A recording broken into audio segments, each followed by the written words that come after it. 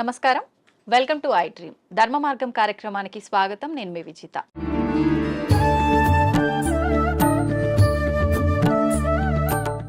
సాధారణంగా మనిషి యొక్క ఆయుష్ అనేది 100 ఏళ్ళు 100 సంవత్సరాలు అని చెప్పి మనందరం కూడా వాడుక భాషలో మాట్లాడుకుంటూ ఉంటాము. కానీ కొద్ది మంది మాత్రమే 100 ఏళ్లకు పైబడిన వాళ్ళని మనం చూస్తూ ఉంటాము. 100 ఏళ్ళు కూడా లేకుండా 60లు, ఇప్పుడు ప్రస్తుతం మాత్రం 40లోనే వాళ్ళ జీవనాన్ని కొనసాగించలేకపోవటం అయితే ప్రస్తుత పరిస్థితుల్లో మనం చూస్తున్నాము. అసలు ఈ 100 ఏళ్ల ఆయుర్దాయం ఉండాలి అనంటే ఒకప్పటి కాలంలో వాళ్ళు ఎలాంటి ఆరోగ్యానికి సంబంధించిన జాగ్రత్తలు తీసుకునే వాళ్ళో మనకైతే చాలా వరకు అవగాహన లేదు. కానీ ప్రస్తుతం నాతో పాటు ఉన్నారు స్వామీజీ. వారు 109 సంవత్సరాలు వారి జీవనాన్ని కొనసాగిస్తూ ఉన్నారు. చాలా ఆరోగ్యంగా కూడా ఉన్నారు. అసలు ఇది ఎలా సాధ్యపడింది అంటే వారు చేసే ధ్యాన సాధన వల్లే సాధ్యపడిందని అయితే చెప్పొచ్చు. ఇప్పుడు స్వామి వారితో మాట్లాడి ఆ డీటెయిల్స్ అన్ని కూడా మనం క్లియర్ గా తెలుసుకునే ప్రయత్నం అయితే చేద్దాం. నమస్కారం స్వామీజీ. హరి ఓం. స్వామీజీ 109 సంవత్సరాలు అంటే మామూలు విషయం కాదు. నేనైతే ఫస్ట్ టైం చూస్తున్నా. నిజంగా మీకు ధన్యవాదాలు స్వామీజీ. ఇప్పుడు ప్రస్తుతం ఉన్న సమాజంలో రకరకాల ఆరోగ్య సమస్యలు, ఎంత ఆరోగ్యంగా ఉన్న వాళ్ళైనా 40-60కి మించి వాళ్ళ జీవనం కొనసాగించే వాళ్ళ సంఖ్య చాలా తక్కువగా ఉంటుంది. అసలు ఎలా సాధ్యపడుతుంది స్వామీజీ? ధ్యానం చేయడం వల్ల ఆయుర్దాయం అనేది పెరిగే అవకాశం ఉంటుందా? గం గణపతియే నమః, ఐం సరస్వతియే నమః, శ్రీ గురుభ్యో నమః. మా గురుగారైనటువంటి మహంత్ హిమాలయ గిరిజీ మహారాజ్ వారి పాదపద్మంలోని మనసులో స్మరించుకొని వీక్షిస్తున్న టీవీ ప్రేక్షకులకు శుభము మంగళము జరగాలని కోరుకుంటూ, మనిషి ఆయురార్థం మనిషి చేతిలోనే ఉంది. బ్రహ్మ ఏదో రాశాడు అంటారు, ఎక్స్పైరీ డేటు, డిస్పాచ్ డేటు అని. అది ఒక విధంగా కరెక్ట్ అయినప్పటికీ దాన్ని మార్చుకోగలిగిన శక్తి కూడా ఆ పరమాత్ముడే యోగము అనే దాని మీద మనకి ఇచ్చాడు.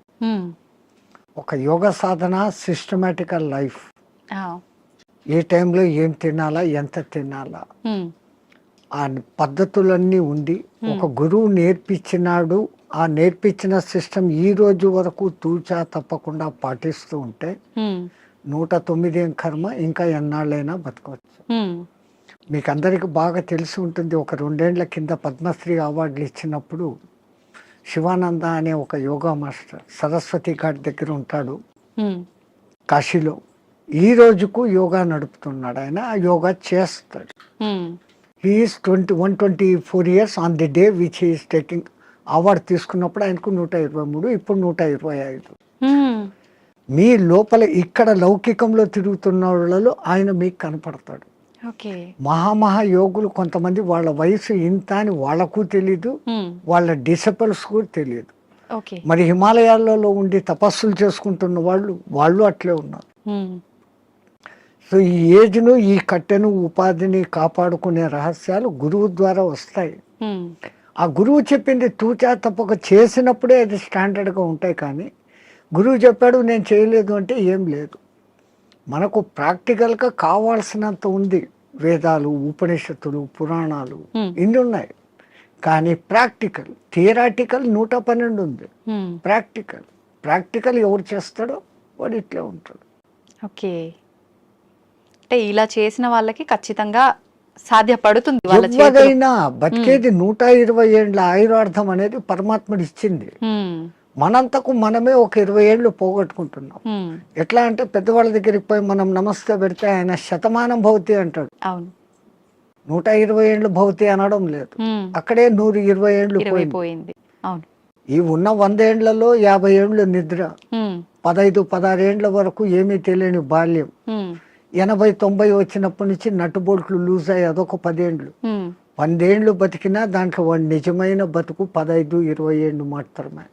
ఎవరికి నచ్చినట్టు మళ్ళీ దాంట్లో అక్కడికి యాత్రలు, ఇక్కడికి ప్రయాణాలు, ట్రాన్స్పోర్ట్, టీవీలు చూడాలు, సినిమాలకు పోవడాలు, ఆ గంటలంతా తీసేస్తే అది ఒక 5-6 గంటలు. అది నిజమైన మనిషి బతుకు ఎట్లా ఉండాలా అనేది అక్కడ ఉంది. ఎంతసేపు నిద్రపోవాలా, ఎంతసేపు మేలుకోవాలా. పెద్దలు అంటారు దిన్ దియా కామ్ కర్నేకి లియే, రాత్ దియా సోనేకి లియే అని. పగలు పని చేసుకునేకి ఇచ్చాడు, రాత్రి నిద్రపోయేకి ఇచ్చాడు. మనం ప్రకృతికి విరుద్ధంగా రాత్రి అంతా 11-12 వరకు మేలుకుంటున్నాం. సూర్యోదయాన్ని చూడకుండా సూర్యోదయం అయినాక లేస్తాం, కరెక్ట్. అప్పుడు లేచి స్నానాలు చేస్తాం. మన పూర్వీకులు మనకు చెప్పింది బ్రహ్మ ముహూర్త స్నానం, అది దేవతల స్నానం. సరే నీకు అది వీలు కాలేదు, 4:30కి చేయి ఋషుల స్నానం, 5:30కి చేయి మనుషుల స్నానం, సూర్యుడు బయటికి వచ్చినాక చేసే స్నానం రాక్షస స్నానం. అంత సిస్టమ్ ఎందుకు పెట్టినారు? Early to bed, early to get up. 9-10 బజేకు సోజావు, 9-10 గంటలకు నిద్రపోండి. 3 గంటల వరకు 5:30-6 గంటల నిద్ర ఒక మనిషికి అది చాలు, సరిపోతుంది. మనం అట్లా చేయడం లేదు. రాత్రి 11-12 వరకు మేల్కొని పొద్దున్న 7 గంటలకు లేస్తా ఉన్నాం. సో అక్కడ కొంచెం దెబ్బ. రెండవది తినే ఆహార పదార్థాలు. ఒకప్పుడు ఏ ఎరువులు వేయకుండా పండించేవాళ్ళు. 6 నెలలు 7 నెలలకు కానీ కోతకు వచ్చేది కాదు ధాన్, గోధుమలు కానీ రైస్ కానీ. ఇప్పుడు 3 నెలలు 2 నెలలకి వచ్చేదానికి చేసేస్తా ఉంటాం ఆర్టిఫిషియల్ ఎరువులు వేసి. సో దాంట్లో శక్తి బలము ఉండడం లేదు. ఆ తినే విధానం కూడా హైయెస్ట్ బాయిలింగ్ చేసి తింటాను. జబ్బులు మూల కారణం అది. పరమాత్ముడు సృష్టించిన 84 లక్షల జీవరాశుల్లో ఏది కూడా ఉడికించి తినడం లేదు, ఫ్రిడ్జుల్లో పెట్టుకోవడం లేదు. అవి హ్యాపీగా ఉన్నాయి, కంటద్దాలు పెట్టుకోవడం లేదు, చౌట్ మిషన్ పెట్టుకోవడం లేదు. మనం పెట్టుకుంటున్నాం. కరెంట్ ఆ ఫుడ్కు వ్యతిరేకం. సహజ ఆహారం ఋషులు మునులు అంతా కందమూలాలు, పండ్లు, ఫలాలు. పరమాత్ముడు ఏది న్యాచురల్గా ఇచ్చినాడో అప్పటికది తినేస్తారు. మళ్ళీ సాయంత్రానికి రేపటికి అని దాచిపెట్టుకోవడం కూడా లేదు. ఓకే, ఎప్పుడు తప్పుడే. ఒకసారి చెట్టు నుంచి కట్ అయితే 3.5 అవర్స్లో తాను తిన్నప్పుడు ఆ చెట్టుకు దానికి కనెక్టివిటీ పవర్ ఉంటుంది. ఆ ఫలము శక్తివంతంగా ఉంటుంది. దాన్ని మనం ఫ్రిడ్జ్లో పెట్టేసి స్టాక్ పెట్టుకొని ఎప్పుడెప్పుడో తింటున్నాం. ఆ చెట్టు కనెక్టివిటీ ఆ పండులో నుంచి పోతుంది. పండు రుచి ఉంటుంది, శక్తి తగ్గిపోతుంది. అయితే స్వామీజీ, ఇప్పుడు మీలాంటి యోగులకే సాధ్యపడుతుందా? ఇప్పుడు మీరు చెప్పినట్టుగా ఇలాంటి ఆహార నియమాలు పాటించి ధ్యానం పైన ఫోకస్ చేస్తే నార్మల్ మనుషులకు కూడా సాధ్యపడుతుందంటారా? ఎవరికైనా అమ్మ, పరమాత్ముడు 24 గంటలు టైం ఇచ్చాడు. 23 గంటలు మీ నిద్ర, మీ లౌకిక వ్యవహారాలు అన్నీ చూసుకోండి, ఎంజాయ్ చేయండి. మనిషి జన్మ ఎత్తాం, ఆనందించాల. ఫ్రెండ్స్తో, రిలేటివ్స్తో సినిమాలు ఎంజాయ్ చేయండి. బట్ 1 అవర్ నాది అనుకోండి. ఈ 1 అవర్లో ఒక half an hour body fitness ఎక్సర్సైజులు, ఒక్క 40-30 మినిట్స్ నేను ఎవరు అన్న ప్రశ్న వేసుకొని మీలోకి మీరు ప్రయాణం. అది ఆత్మధ్యానం అంటాం మేము. ఓకే, బయటికి గమ్మని కూర్చొని ఉంటాం. దానికి ఇంకా ఎన్నో పద్ధతులు ఉన్నాయి. ఒక విగ్రహాన్ని ఊహించుకుంటూ ఆ విగ్రహ మంత్రమే చదువుతూ భ్రమర కీటక న్యాయం అయిపోవడం ఒక విధానం. ఏది లేది నిరాకారాన్ని చూడాలా అనుకున్నప్పుడు ఆ నిరాకారాన్ని జ్యోతిగా భావించి చూడడం ఒక విధానం. ఆ జ్యోతి నాలోనే వెలుగుతుంది అనుకొని ఆ జ్యోతి దర్శనం కోసం తప్పిస్తూ తపన చేయటం ఒకటి. ఓకే, ఇట్లా విధానాలు వేరే వేరేగా ఉన్నాయి. మన ఋషులు మనకు 100 మార్గాలు చూపించారు. ఎవరికి ఏది అడాప్టబుల్లో, ఎవరికి ఏది సూటబుల్లో, ఎవరికి ఏది సులభంగా చేసుకోగల శక్తి ఉందో వాడు అది చేసుకుంటాడు. మనకు ఆ చాయిస్ ఇచ్చాడు పరమాత్మ, బట్ మనం యూటిలైజ్ చేసుకుంటలేదు. ఓకే, అయితే స్వామీజీ, ఇప్పుడు మీరు ఆధ్యాత్మిక మార్గం వైపు వెళ్ళటానికి, యోగిలా మారటానికి కారణం ఏంటి? మీ కుటుంబ నేపథ్యం ఏంటి? మాకు కుటుంబం అంటూనే లేదు. పరమాత్ముడి దయ, నా అదృష్టం, నా పూర్వజన్మ సుకృతం.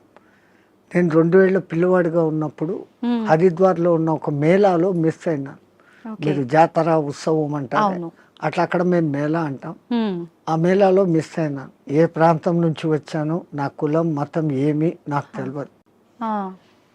బై మిస్టేక్ తప్పిపోయినానో, మా తల్లిదండ్రులకు బరువై నన్ను వదిలిపెట్టారో, ఏ కారణమైనా నాకేదో పూర్వజన్మ పుణ్యం ఉండబట్టి మా గురువు గారు అనే మహంత్ హిమాలయగిరి మహారాజ్ వారు తన స్థానం రుద్రప్రయాగ నుంచి ఆ మేళాకు వచ్చి ఉండి నన్ను చూసి చేరదీశారు. ఆయనే విద్యాబుద్ధులు చెప్పించారు. ఆ తర్వాత ఆయన దగ్గరనే 7.5 ఏళ్ళు శిష్యరికం చేసిన తర్వాత, డిగ్రీ అయిపోయిన తర్వాత ఆ మహానుభావుడు ఆ 7.5 సంవత్సరాలలో ఈ కుండలిని విద్య, యోగము, పురాణాలు, ఇతిహాసాలు, వేదము, ఈ సాధనలు చెప్పి ధర్మ ప్రచారం నీ కర్తవ్యం. ఉమ్, దేశం ఎట్లుందో తెలుసుకోవాలంటే ముందు పాదయాత్రతో దేశమంతా తిరిగిరా, చార్ధామ్ దర్శన్ అన్నారు. ఉమ్, బడా చార్ధామ్ అని ఒకటి, చిన్న చార్ధామ్ అని రెండు ఉన్నాయి. ఓకే. బద్రీ, కేదార్, గంగోత్రి అనేది చార్ధామ్ చోట. ఉమ్, బడాది బద్రీ నుంచి పూరి జగన్నాథ్, రామేశ్వరం, ద్వారకా. ఉమ్, ద్వారకా నుంచి స్వస్థానం అంటే ఉమ్, ఒక్క కాశ్మీర్ విడిచిపెట్టి మిగతా మన దేశం అంతా ఒక చక్కర కొడతాం. ఉమ్, ఈ పవిత్ర భారతదేశంలో ఎన్ని సాంప్రదాయాలు ఉన్నాయి, ఎంతమంది ఆహారపు అలవాట్లు ఉన్నాయి, ఉమ్, ఎన్ని వాతావరణ పద్ధతులు ఉన్నాయి. ఈ ఉపాధికి అవన్నీ అకష్టం కావాలా. ఉమ్, నాకు ఇదే కావాలా అన్నవాడు సన్యాసి కాదు. ఓకే. నాకు అన్న మాట వచ్చిందంటే నేను నీ దగ్గర అన్ని వదిలిపెట్టినానన్న మాటకు విరుద్ధం. ఉమ్, సర్వం న్యాసం, నీ దగ్గర నేను పెట్టేశాను, ఓకే. నీవు నేను తప్ప ఏమీ లేదు అనేది సన్యాసం. ఉమ్, మరి అటువంటిప్పుడు మళ్ళీ నాకు ఇది కావాలా, నాకు చపాతీలే కావాలా, ఉమ్, నాకు ఏసీ రూమే కావాలా, ఇవన్నీ విరుద్ధం. ఉమ్, సో ఈ విరుద్ధతకు ముందు ఈ శరీరాన్ని తయారు చేసేదానికి గురువులు ఆ సాధనలు నేర్పిస్తారు. ఉమ్, పంచాగ్ని విద్య అని, ఓకే. జల ఉపన్యాసం అని, ఇట్లాంటి కొన్ని ఉంటాయి. ఓకే. అవి నేర్పటం మూలంగా చలి ఎండావానలకు ఈ శరీరం తట్టుకునే స్థితికి వస్తుంది. ఉమ్, అలాగే ఆహారం విషయంలో 11-12 రోజులు తినకుండా కూడా అదే శక్తిగా ఉండే సాధన కొన్ని మంత్రాల మూలంగా ఇన్నర్ శక్తిని పెంచుకునే. ఓకే. మన చుట్టూ ఉన్న శక్తినే మనం మన దాన్ని లోపల. పట్టుకోగలగడం. ఓకే. ఆ సాధనలు వాళ్ళు నేర్పిస్తున్నారు, దాన్ని చేసుకుంటూ పోతున్నాం. అట్లా అని తిండి లేకుండా ఉండాలా అని దాన్ని ప్రయోగించకూడదు. అత్యవసర అత్యవసర పరిస్థితుల్లో. ఓకే. శక్తులు ఉన్నాయని అది దుర్మార్గానికో స్వ అవసరానికో వాడుకోకూడదు. అత్యవసర పరిస్థితి ఇంకోని రక్షణకు, అప్పుడు దాన్ని వాడుకోవచ్చు. ఉమ్, మనకు ఆహారం దొరకనప్పుడు అది చేయొచ్చు. ఓకే. అదొక ప్రదర్శనగా చేసినప్పుడు ఆ విద్య వాడి నుంచి పోతుంది. అంటే అది మీకు మీరుగానే చేసుకోవచ్చా స్వామీజీ? వేరే వాళ్ళ పైన కూడా మీరు అలా ఎవరికైనా చేయొచ్చు. ఇప్పుడు చాంద్రాయణ వ్రతము అని ఉంటుంది, అది అందరికీ తెలిసిందే. మొదట ఒక పౌర్ణమి రోజు మగలంతా ఉపవాసం ఉండనిచ్చి చంద్రోదయం అయిన తర్వాత బాగా 15 పిడికిళ్ళ రొట్టె ముక్కలు, దానికి అవసరమైన 2 రకాల సబ్జీ, దాల్, పెరుగు, నెయ్యి, బెల్లము అన్నీ పెడతారు. అసలు సామాన్యంగా ఒక మానవుడు అంత తినలేడు, అంత పెడతారు. ఆ తర్వాత చంద్రకళలు ఎట్లెట్లా తగ్గుతాయో ఒక్కొక్క ముఠి తగ్గిపోతా పిడికెడు తగ్గిపోతా వస్తుంది. అమావాస్యకు ముందు దినం ఒకే పిడికెడు ఉంటుంది, అమావాస్య పొద్దు ఏమీ ఉండదు. ఫస్ట్ 15 days అన్టాలరేటబుల్, మనిషికి అలవాటు కాదు. మళ్ళీ ఒక్కొక్క పిడికెడు పెంచుకుంటూ పౌర్ణమికి మళ్ళీ 16 ముద్దల భోజనం, మళ్ళీ రెడ్యూస్, మళ్ళీ డెవలప్, మళ్ళీ రెడ్యూస్, ఇట్లా చేస్తారు. మొదట్లో మాకు కూడా చాలా బాధ అనిపించి మా గురువు గారితో అడిగాం, ఇట్లా కొంచెం కొంచెం చంపే బదులు ఒకటేసారి చంపేయచ్చు కదా పబ్లిక్ గా. ఆయన అన్నాడు, రే ఈ పాపీ పేట్, ఈ పొట్ట ఇట్లా జానడు ఇట్లా జానడు. ప్రపంచంలో ఎంత పెద్ద గుంతనైనా రోజు 3 పిడికెళ్ళు మన్ను వేస్తే 10 ఏళ్లకో 20 ఏళ్లకో నిండిపోతుంది. అవును. ఈ పొట్టకు 4 సార్లు 5 సార్లు వేసినా నిండదు. నువ్వు దీన్ని జయించుకున్నావంటే జితం జిహ్వా జితం సర్వం, నాలుకను నువ్వు జయిస్తే రుచులను తప్పించి ఎంత నీకు అవసరమో అంత నువ్వు తిన్నప్పుడు ఆ పొట్ట మీద నీకు కాబు వస్తుంది. అప్పుడు నువ్వు ప్రపంచంలో ఎవరికి లొంగాల్సిన పనులు.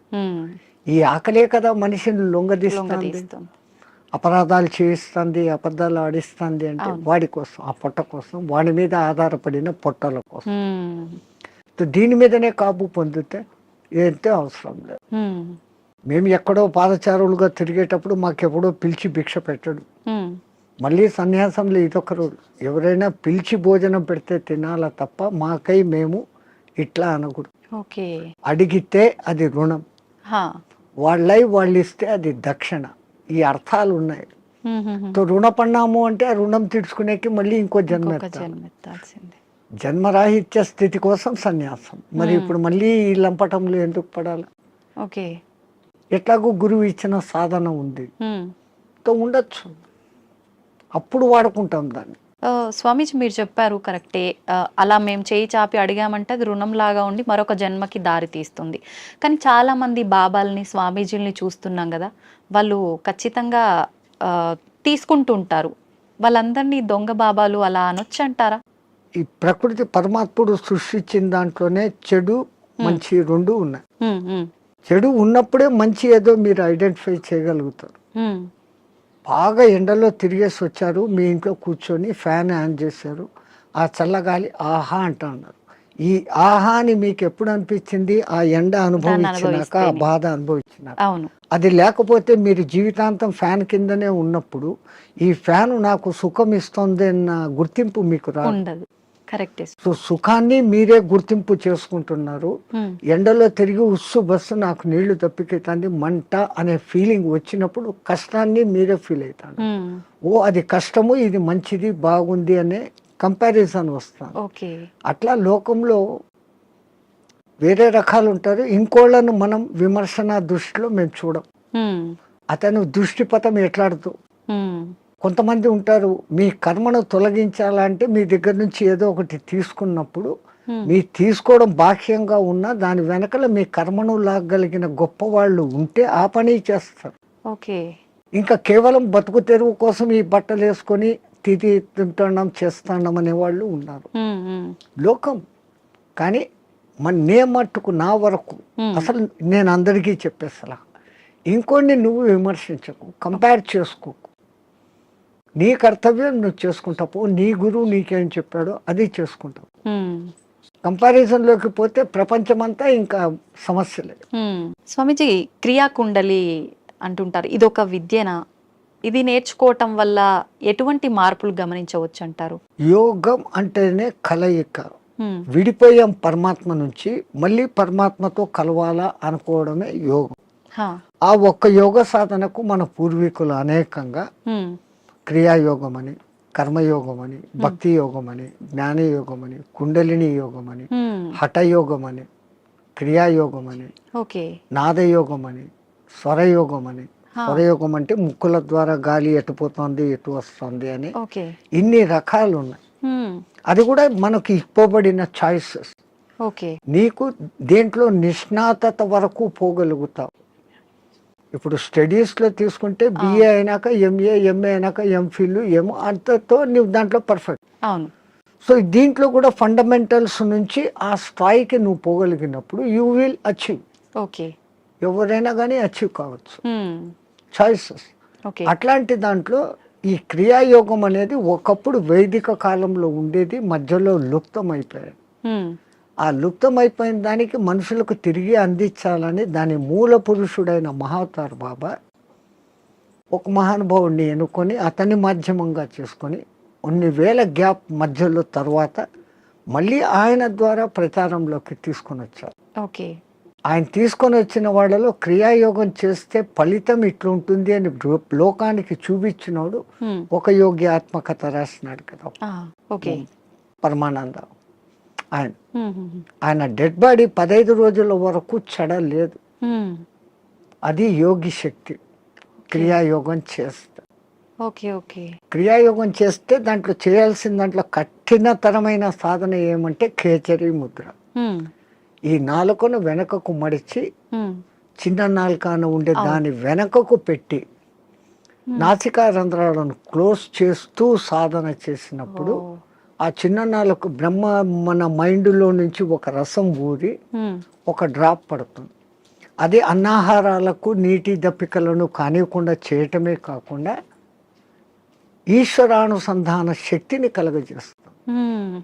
బ్రహ్మరంధ్రం యాక్టివేట్ అయ్యేటట్టు చేస్తుంది. షట్చక్రాలు యాక్టివ్గా ఉండేదానికి కారణభూతమైంది. షట్చక్రాలు ఎప్పుడు యాక్టివ్గా ఉంటాయో ఆ షట్చక్రాలు నియంత్రిస్తున్న ఇన్నర్ ఆర్గాన్స్ అన్ని యాక్టివేట్. దేహం ఆరోగ్యంగా ఉంటుంది, మనసు ఆరోగ్యంగా ఉంటుంది, ఆత్మ ఆనంద స్థితిలో ఉంటుంది. ఈ సాధన చేయడానికి ఎంత కాలం పడుతుంది స్వామీజీ? చాలా కష్టంతో కూడుకున్నదే కదా. దాన్ని బలవంతంగా ఆ నాలుకను సాగదీస్తూ వెనకున్న నరాన్ని కట్ చేసి లోపలికి తోసుకుంటూ తిప్పలు పడేదానికే 3-4 ఏళ్ళు అవుతుంది. అది బలవంతంగా చేసింది. పూర్వజన్మ సుకృతం ఉన్నప్పుడు, ఆ గురు కటాక్షం ఉన్నప్పుడు అది సహజంగా వెనక్కి వెళ్ళిపోతుంది. ఉమ్, అది ఎవరికి ప్రాప్తతో వాళ్ళకే. ప్రతి ఒక్కటి ఎవడు చేయాలంటే మనమంతా ధీరుబాని అంబాయిలు కాలేమే. ఉమ్, మన దేశంలోనే పుట్టాడు ఆయన, మన ఎదురుగానే పెరిగాడు, ఈ పొద్దు కోట్ల ఆస్తి. ఉమ్, మనం లేదు. అవును. సో ఎవరికి ఏది ఏది ఉందో అదే అది. కానీ సాధన సిస్టమేటికల్గా చేస్తే ఎవరైనా అద్భుతమైన క్రియాయోగి కాగలరు. ఓకే. ఇప్పుడు మీరు కూడా ఈ విద్యను నేర్చుకున్నారు కదా స్వామీజీ, మీకు ఎంతకాలం మాకు పట్టింది నేర్పించింది మా గురువు గారు కుండలిని విద్య. కుండలిని విద్య? ఓకే. అదే నేను చెప్తాను, ఇప్పుడు ఇన్ని అవునవును. యోగాలు ఉన్నాయి, ఉమ్, ఉమ్. దాంట్లో మా లైన్ కుండలిని యోగ సాధన. మీరు మీ గురువుగారి దగ్గర నేర్చుకున్నారు, మళ్ళీ మీరు మీకు శిష్యులు వాళ్ళకి సాధన నేర్పించడం ఇలాంటివి చేస్తుంటారా స్వామీజీ? ఎందుకంటే మొట్టమొదట నేను గురువు అనిపించుకోవడం నాకు ఇష్టం లేదు. ఓకే. ఎందుకని? అందరూ గురువులే. ఆ, పత్రిజీ అంటారు, ఆ, you are masters, I'm also master, you are gods, I'm also god అంటారు. ఆ, సో అందరిలో అదే ఉన్నప్పుడు నేను ఏదో నేర్పిస్తాను అనే అహంకారం కాదు. నాకైతే తపన ఉంది, ఉమ్, నేను బాగున్నాను, నాలాగా మీరు ఉండండి. ఉమ్, కానీ ఆ చేసే ప్రాసెస్ అందరూ అట్లా చేయలేరు. ఆ క్రియలు ఉంటాయి, ఉమ్, క్రియల తర్వాత 3 బంధాలు అనేటివి ఉంటాయి, ఉమ్, పూరక కుంభక రేచకాలు అనేది ఉంటాయి. ఇవన్నీ చెప్తున్నప్పుడు బాగా వింటారు, ఉమ్, ప్రాక్టికల్ అది ఉండదు. థియరాటికల్గా నేను వాళ్ళకి పూర్తి అర్థమయ్యేటట్టు చెప్తా వాళ్ళ భాషలో. ఉమ్, బట్ చెప్పిన తర్వాత ఆ రోజు చాలా బాగుంది అంటారు, నెక్స్ట్ డే దాన్ని చెయ్యరు. ఉమ్, వీళ్ళందరూ ఎట్లున్నారంటే ఈ కాలంలో ఈ పొద్దు వినేయాలా, రేపటికంతా నాకు వచ్చేయాలి. వింటే రాదు కదా. Practical, practical, everything practical. Okay.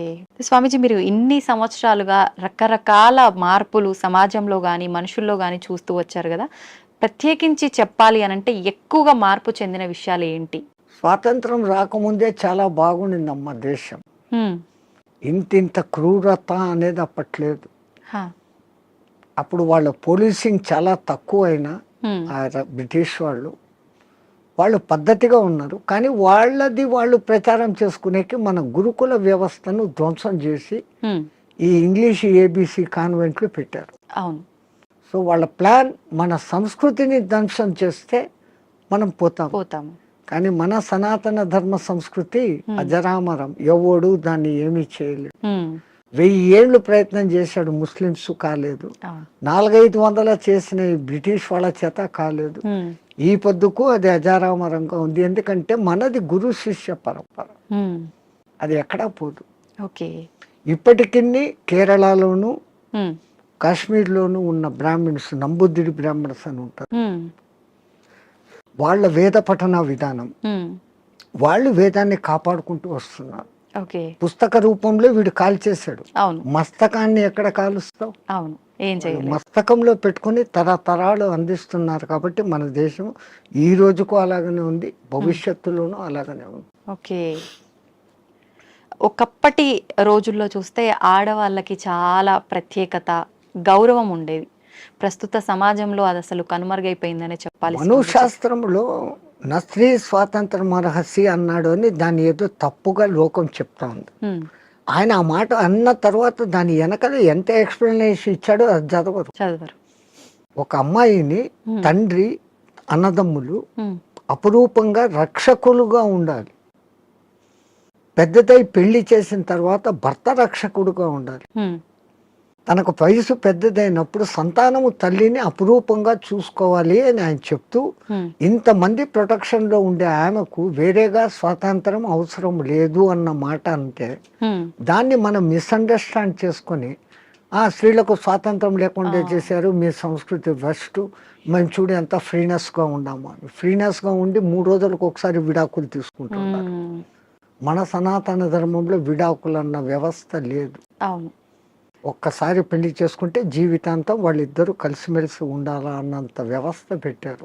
Swamiji, మీరు అన్నది కరెక్టే, కానీ ప్రస్తుత సమాజంలో చూసుకుంటే విడాకుల సంఖ్య చాలా పెరిగిందనే చెప్పాలి. ఎందుకంటే ఈ డామినేషన్ పెరిగిపోయింది. ఉమ్, నేను నీలాగా చదువుకున్నాను, నన్ను తక్కువ ఎక్కువ చూస్తున్నావు అన్న డిఫరెన్స్లు వస్తాను. ఉమ్, ఉమ్, ఒక చిన్న కాంప్రమైజ్, ఆయన అట్లా అన్నాడు నేను ఇట్లా అన్నాను అంటే అది విడిపోతుంది. అవును.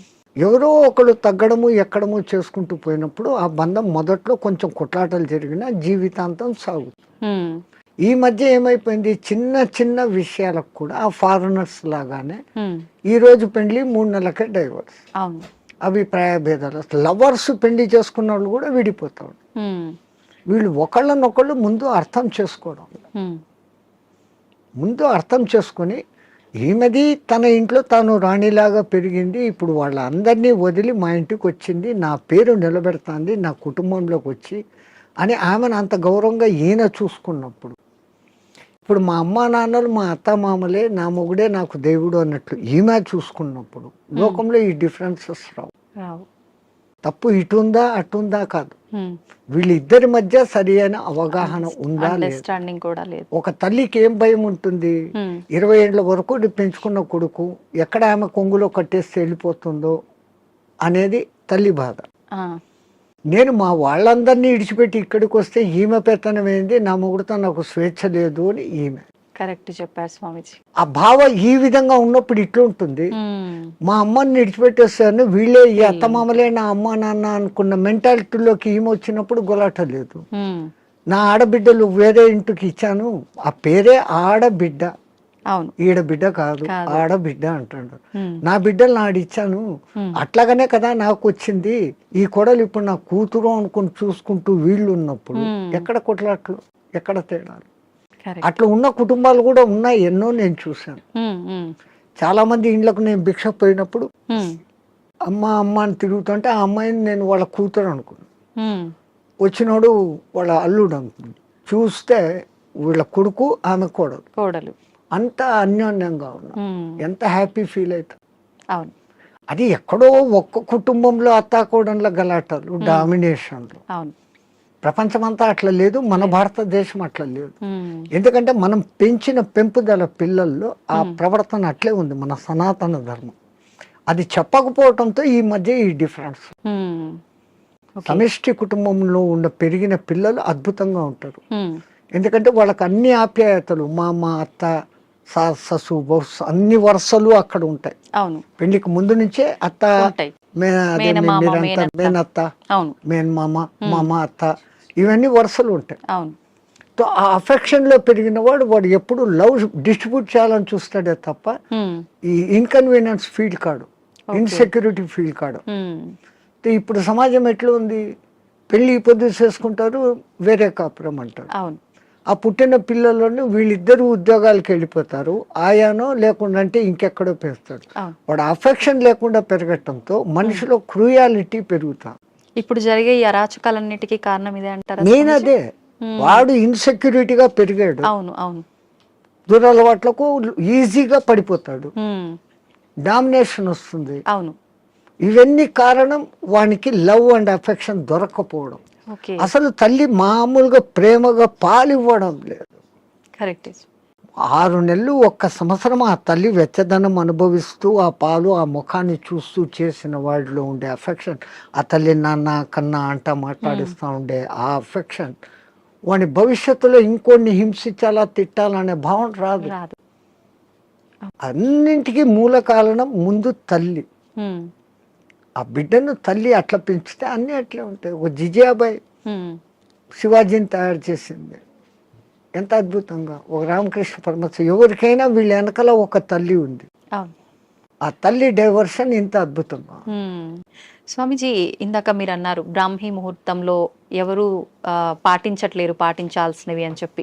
నిజంగా మన సనాతన ధర్మమే చాలా గొప్పది, అందులో బ్రాహ్మీ ముహూర్తం గురించి చాలా గొప్పగా చెప్పారు మీలాంటి పెద్దవాళ్ళు కూడా. ఎందుకు అంత గొప్పతనం బ్రాహ్మీ ముహూర్తానికి? ఫస్ట్ లేచినాక మలమూత్ర విసర్జన చేసేయాలి 3:30-4 o'clock. ఓకే, 15-20 minutes ఆ పని. వీళ్ళాక శుభ్రంగా స్నానం చేయాలి. భాష్యంగా మనం ఎంత శుద్ధం చేసుకున్నా 1 గ్రాము ఇక్కడ 1 గ్రాము ఇక్కడ 1 గ్రాము ఇక్కడ 10 గ్రాములు మైనస్ ఉంటుంది. బట్ బాహ్య శుద్ధి, నేను స్నానం చేసినప్పుడు అంతర్శుద్ధి కూడా ఆటోమేటిక్ గా కలుగుతుంది. నవ్ ఐఆమ్ ప్యూర్ అన్న భావన ఇక్కడ వచ్చినప్పుడు ఆ భావన ఇన్నర్ కు కూడా తగులుతుంది. ఆ బ్రహ్మముహూర్త టైంలో మీకు సౌండ్స్ ఎక్కడ ఉండవు, ప్రశాంతంగా ఉంటుంది. ఇంకా పక్షులు లేచి కిలకిలా రావాలకు కూడా చేయవు. ప్రకృతి అంత ప్రశాంతమైన తపస్థితిలో ఉన్న స్థితిలో ఉంటుంది. ఆ వైబ్రేషన్స్ హిమాలయాలలో జపాలు తపాలు చేసుకుంటున్న వాళ్ళ వైబ్రేషన్స్ అంతా ఆ గాలిలో కలిసి ఉంటాయి. ఓకే. దాంతో మనం కూడా కూర్చొని ప్యూరిఫై అయ్యి ఏదో ఒక సాధన గురువు చెప్పింది ఇదంతా ఏది లేదు. పత్రి చెప్పినట్లు శ్వాస మీద ధ్యాస, సంథింగ్ ఏది ఆలోచన లేకుండా కూర్చుంటే ఒక మనిషి ఒక దినంలో ఇప్పుడున్న పరిస్థితుల్లో ఇది అది అంటూ 60,000 ఆలోచనలు చేస్తాడు. సముద్రంలో అలలన్నా ఏ పొద్దున్నా అలసిపోయి గమ్మనైతాయేమో కానీ ఈ మనోతరంగాలు అలవడం లేదు. One after one. ఈవెన్ మీరు నిద్రపోయినా నిద్రలో 5 గంటల సేపు మనసే పనిచేసి కలలు చూపిస్తుంది. అవును. ఆ 1 గంట సౌండ్ స్లీప్. అది మన నిజమైన తత్వం. అక్కడ మనం ఆత్మతత్వంలో ఉన్నాం.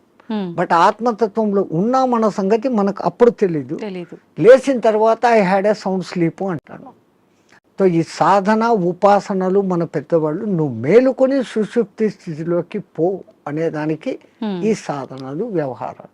ఓకే. అయితే ఇప్పుడు సాధనలు ఇవన్నీ చేయలేని వాళ్ళు, నార్మల్ వాళ్ళు ఇప్పుడు బ్రహ్మీ ముహూర్తంలో ఇలాంటి పనులు చేయాలి, అలాంటి పనులు చేయాలి, అసలు కరెక్ట్ బ్రాహ్మీ ముహూర్తం అంటే ఏ సమయం నుంచి ఏ సమయం వరకు? అదే చెప్పాను కదా, 3 to 3:45 దేవతల టైం. ఓకే. 3:45 to 4:45 ఋషుల టైం. 4:45 to 5:45 మానవుల టైం. ఓకే. ఆఫ్టర్ దట్ రాక్షసుల టైం అన్నట్టు.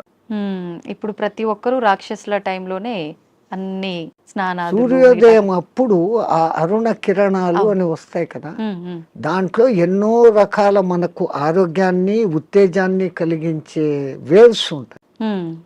అల్ట్రావైలెట్, ఇన్ఫ్రారెడ్, ఎలక్ట్రోమాగ్నెటిక్, దానికి ఏమో ఇప్పుడు ఈ పేర్లన్నీ పెట్టారు. అప్పుడు సూర్యుని 7 వర్ణాలకు కలుపుకొని దాంట్లో తెలుపులో 7 వర్ణాలు ఉన్నాయని మన వాళ్ళు గుర్తించి చేస్తాడు ఆ సాధన, వర్ణ సాధన. ఇప్పుడు అదే కలర్ థెరపీ అని మళ్ళీ బయటకు వచ్చింది. రంగు బాటళ్ళలో నీళ్లు పెట్టి సూర్యుడి దగ్గర పెట్టి బయట ఎండలో 7 రోజులు అట్లా పెట్టిన నీళ్లు తాగితే ఆ కలర్కు సంబంధించిన జబ్బు ఉన్న వాళ్ళకి క్యూర్ అవుతారు. ఒక్క సూర్యుడు ఆరోగ్య ప్రదాత అని మన వాళ్ళు చెప్పారు. దాంట్లో నుంచే ఇన్ని వస్తుంది. ఇప్పుడు మన భూమి మీద పెరుగుతున్న మూలికలు అన్నీ పెరుగుతున్నాయంటే సూర్యుడు ఆధారం. నైట్ పూట తన సూర్యకిరణాలనే చంద్రుని మీదకి పంపించి అక్కడి నుంచి రిఫ్లెక్ట్ అయ్యి అది ఔషధులకు శక్తిని ఇస్తున్నాడు సర్కిట్. ఓకే. సో అందుకే మన పూర్వీకులు గుర్తించి ఆరోగ్యం భాస్కరాది చేత అన్నారు. ఆరోగ్యం సూర్యుని చేతిలో ఉంది. ఓకే. స్వామిజీ, ప్రాణాయామం ఇది చేసే వాళ్ళు ఎక్కువ కాలం జీవించే అవకాశం ఉంటుందంటారు కదా? 100%. పూర్వీకులు చెప్పిన లెక్క 21,600 రెస్పిరేషన్స్, 21,600 హంస జపం సాధారణంగా ఎవడో చేసేస్తాను ఇన్వాలంటరీ. అప్పుడు ఆ ఊపిరితిత్తులు ఇంతే పని చేస్తుంది. ఇట్లా తీసుకుంటున్నాం, ఇట్లా వదిలేస్తున్నాం. పరమాత్ముడు మనకు ఊపిరితిత్తులు ఇంత పని చేసేకి ఇచ్చాడు. దాంట్లో 10th కాదు కదా, 1% కూడా మనం చేయడం లేదు. తీసుకుంటున్నాం, వదులుతున్నాం. తీసుకున్న గాలిని యూటిలైజ్ చేసుకోవడం లేదు, ఉపయోగించుకోవడం. ఆ దానికి ప్రత్యేకంగా ఈ పూరక కుంభక రేచకాలు అనే ప్రాణాయామ వ్యవస్థ పెద్దవాళ్ళు పెట్టారు. ఓకే. సంపూర్ణంగా ఊపిరితిత్తులు నిండేంతగా దీర్ఘంగా శ్వాస తీసుకొని ముక్కులు మూసేస్తాం. ఓకే. ఆ తర్వాత బలవంతంగా ఆ గాలిని మింగుతున్న ఫీలింగ్ చేసి కడుపులో కూడా గాలి పోతోంది అని చెప్పి మళ్ళీ ఒకసారి ముక్కులు ఓపెన్ చేసి ఇంకొంచెం తీసుకుంటాం. అంత గాలి తీసుకొని మన కెపాసిటీని బట్టి 30 seconds 40 secondsతో ఆరంభించి నెలలు సంవత్సరాలు గడిచేసరికి 2 minutes 2.5 minutes వరకు ఆ కుంభకంలో ఉంచినప్పుడు తీసుకున్న గాలి మొత్తం యూటిలైజ్ అయ్యి కణాలు ఇడిచిన కార్బన్ డైఆక్సైడ్ అంతా వచ్చి బయటకు వచ్చేస్తుంది. అది రేచకం. ఈ విధంగా చేయడంలో మనకు శాస్త్రజ్ఞులు, మన ఆ పూర్వీక శాస్త్రజ్ఞులు చెప్పింది ఇడా పింగళ అనేది సూర్య చంద్ర నాడులు.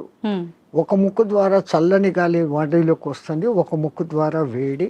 శరీరంలో శీతోష్ణాలు సమస్థితిలో ఉంది. ఆ రెండింటిని నియంత్రించగలిగినప్పుడు వాయువు ఈ 2 ముక్కులలో కాకుండా మనకున్న 72,000 నాడులలో 11 నాడులు ముఖ్యం. కండ్లకు పోయేది, చెవులకు పోయేది, ముక్కులకు పోయేది. ఓకే. ఇవన్నీ కాకుండా ఈ 11 మళ్ళీ సుషుమ్న అనేది మూలాధార చక్రం నుంచి సహస్రారం వరకు కనెక్టివిటీ కలిగిన ఒకే ఒక్క నరం. ఓకే. మిగతాది కొన్ని చోట్ల వచ్చి కట్ అయిపోతాయి, మిన్ని చోట్ల వచ్చి కట్ అయిపోతాయి. ఇది అఖండంగా మూలాధారం నుంచి అక్కడ దాకా వస్తుంది. ఓకే. దాని లోపలికి గాలి ప్రవేశం చేసినప్పుడు అక్కడ జరిగే సంచలనం మనిషికి దీర్ఘాయుష్యం. అసలు ఈ ప్రాణాయామం చేస్తేనే దీర్ఘాయుష్యం. కారణం మామూలు మనిషి ఒక నిమిషంలో 15 రెస్పిరేషన్లు తీసుకుంటే నేను నిమిషం సేపు గాలిని బంధించగలిగినాను అంటే నాకు 15 రెస్పిరేషన్లు సేవ్డ్ కదా. It is in my bank account. Okay. ఒక్క ప్రాణాయామంలో నేను 15 ఊపిర్లు మిగిలిపెట్టుకుంటే 1 గంట సేపు చేస్తే అంటే 60 నిమిషాలు ఇంటూ 15 900 వాయువులు. ఒక 10-11 దినాలు చేస్తే 9,000 21,000 వచ్చేదానికి ఒక 10 రోజులు 1 నిమిషం చేస్తే 10 దినాల తర్వాత నాకు 1 దినం ఆయుష్ పెరిగింది. It is in my hands. So అదే నేను 2 నిమిషాలు చేస్తే 5 రోజుల్లోనే నాకు 1 రోజు ఆయువు పెరిగింది. అది కారణం. ప్రాణాయామంలో అది రహస్యం. ఇంకా ఈ ప్రాణాయాన్ని ఇంకా బాగా డెవలప్ చేసుకొని ఇడా పింగళలో కాకుండా సుషుమ్నలోకి ప్రవేశం చేస్తూ ఎక్కిస్తూ ఆడిస్తూ ఉన్నప్పుడు ఏదో ఒక దినం మన అదృష్టము, ఆ గురు కటాక్షము, దైవానుగ్రహము ఉండి ఆ గాలి కుండలిని ప్రేరేపిస్తుంది. ఒక్కసారి కుండలిని ప్రేరణ చేసినాక ఈ ఆత్మతత్వం ఏం, సృష్టి రహస్యం ఏం, పరమాత్మ ఏం, నేను ఏం అన్న సంగతి వాడికే తెలిసిపోతుంది. ఇంకా అది బయటికి చెప్పుకునేందుకు కానీ ఆనంద స్థితిలోకి వాడు ఉంటాడు ఆ సాధకుడు. ఇది మామూలు వాళ్ళకి సాధ్యపడుతుందా స్వామీజీ? ఎవరికైనా, పశుపక్షాదులకు కూడా దేవుడు ఆ కుండలిని శక్తి ఇచ్చాడు. ఇప్పుడు ఈ మా ఫిజికల్ బాడీ తయారీలో మెదడు, చేతులు, కాళ్ళు, రెక్కలు, ఇంటర్నల్ ఆర్గాన్స్, గుండె, ఊపిరితిత్తులు అని మీకు ఫిజికల్గా ఎట్లా కనపడుతున్నాయో కనపడని అంగాలు, షట్చక్రాలు అనేటివి, నాడులు అనేటివి, అవి విశ్వశక్తి ప్రసారకాలు. నరాలలో రక్త ప్రసరణ, ఆక్సిడేషన్ ఇది జరుగుతుంది. మన వాళ్ళు ఈ 2 రకాలుగా చూశారు. అది వ్యవహారం. అక్కడ ఆ తేడాను గమనించి వాళ్ళు ఆ సాధనాలు చేశారు. మాకు కనపడదు, అది లేదు అనుకుని వాళ్ళ లోకం, ఈ లోకమే, ఈ జన్మే శాశ్వతం అనుకునేది వాళ్ళ సిద్ధాంతం. మనకు జన్మలు ఉన్నాయి అన్నది మన సిద్ధాంతం. ఇప్పుడు చాలా మంది ధ్యానం చేయాలనుకుంటారు, కానీ మనసుని నియంత్రించుకోలేకపోతుంటారు. ఏకాగ్రత లోపిస్తూ ఉంటుంది, రకరకాల ఆలోచనలు కదులుతూ ఉంటాయి. ఎలా నియంత్రించుకోగలుగుతారు స్వామీజీ? మనసుకు ఒక్క డ్యూటీ అప్పచెప్తే పాపం మనసు ఏం చేస్తుంది? గమ్మన ఉన్నప్పుడు 112 ఆలోచనలు చేస్తాను. ఇప్పుడు మీరు కుట్టు పని చేస్తారు, మిషన్ మీద కూర్చున్నారు, మీకు కుట్టు పని తెలుసు.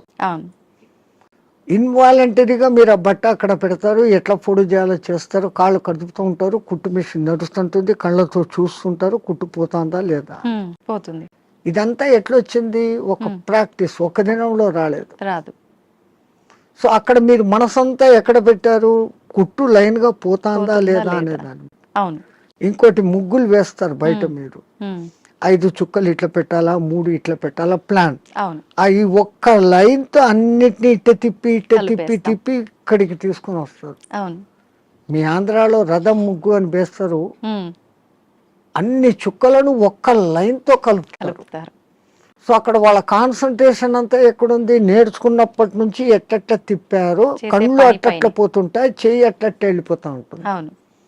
సో ఈ కాన్సన్ట్రేషన్ మీరు అక్కడ పెట్టారు. అట్లే మనం ఒక్క దాని మీద కాన్సన్ట్రేషన్ పెట్టినప్పుడు మనసు ఆ టైంలో మీకు 2వ ఆలోచన ఏముంది? ముగ్గు వేస్తున్నప్పుడు మా మామ అట్లా అన్నాడు, మా కొడుకు ఇక్కడ పోయినాడు, ఇవన్నీ ఆ టైంలో లేదు. టిఫిన్ చేయాలా, అది నథింగ్. సో అక్కడ ఐడియల్ అయిపోయింది. సో ఒక్క పర్టికులర్ డ్యూటీ మనసుకు అప్పచెప్పతే ఆ మనసు అదే చేస్తూ ఉంటుంది. అందుకే మన పూర్వీకులు ఒక తమాషా ఎగ్జాంపుల్ చెప్తారు. ఎవరో ఒక ఆయన తపస్సు చేశాడు, దేవుడు ప్రత్యక్షమైతే నా అన్ని పనులు చూసుకునేదానికి ఒక సెక్రటరీని నాకు అపాయింట్ చేయి. వాడు దేవుడే ప్రత్యక్షమైతే వాడు ఇట్లాంటి వరం అడిగాడు. అది కూడా నేను చెప్పంగానే చేసేయాలా అన్నాడు. డేంజర్ రా, నువ్వు ఎప్పుడు దానికి పనులు చెప్పలేవు, అది పనులు చెప్పకపోతే నీకే తినేస్తుంది అని. నో ప్రాబ్లం, నేను ఎప్పుడు పనులు చెప్తాను దానికి అన్నా. ఆ, ఆ దెయ్యం ప్రక్షేపమైంది.